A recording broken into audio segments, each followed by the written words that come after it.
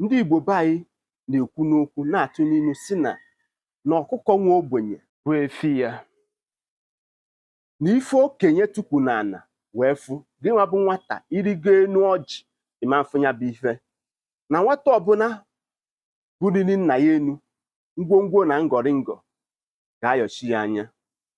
Ọ ka mma na nkịta nwụrụ n'amaba ọkụkọ dan na ọkụkọ nwụrụ n'amaba nkịta.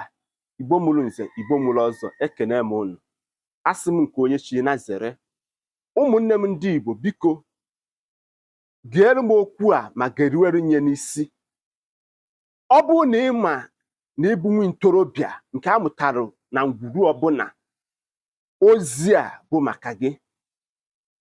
Stop asking your father unnecessary question. Nna gị ejighị ụgwọ, ọ bụrụ nna gị ji akara aka ụwa gị. Nwanne m nwoke, ọtụtụ ngwuru ụmụ ntorobịa fete ha na-eblem nnafa si ha bịa was you why your mates make it, why your mates are building different mansions. The same question and ask you, aka na ọkpa agbajisiri gị ịkụta nke gị nwa. Ịpụtago na ngwuru gị, nna gị agba na mbọ unu nwere ike dịka nwoke zụlite gị. Ikekwe ọ bụrụ na ọ kpọgara gị ụlọ akwụkwọ. It's left for you to change the narrative of your families. Stop asking your father unnecessary question maka nna gị ebugo ọnụ. Gbaa mbọ dịka nwoke. Yes, you might see your mate. Maybe their father was a rich man. They have set their path for their children. Yet, nke nwa nna gị ejighị ego, ịgba mbọ n'isi onwe gị. Change the family narrative.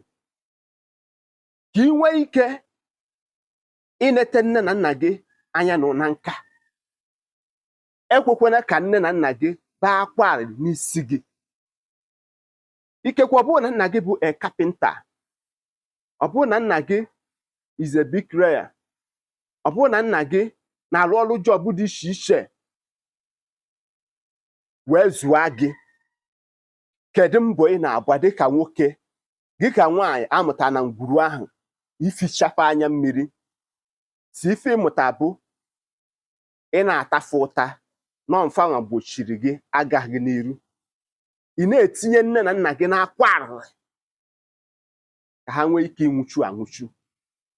Ka m gwa gị, ife okenye tukwu na ana wee fụ gị nwa bụ nwata irigo enu ọjị ịma mfụnya bụ ife.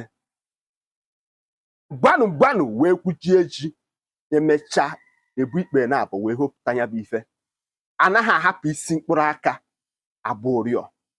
Onye ka ndị Igbo be anyị si na nwata ọbụla buliri nna ya enu ngwongwo na ngọrịngọ ga-ahọchi ya anya.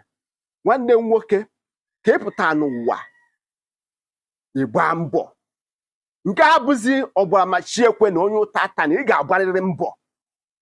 O nwere ka akụnụba ga-esi n'elu wee daara gị. Ị ga-agba mbọ dịka nwoke. Kedu ife ị na-eme? Kedu ihe bụ aka ọrụ gị? Nwanne m, gbasie mbọ ike.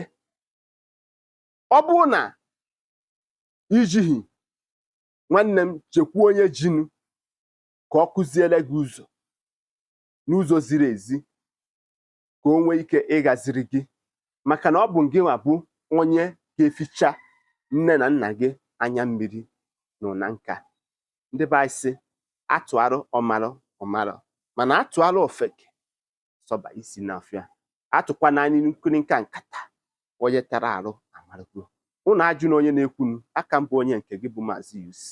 Ọ bụrụ na ọ bụ mbọsị mbụ ka ị na-afụ ife ozi m, asị gị nnọọ sonyere m, gbasara m ozi m.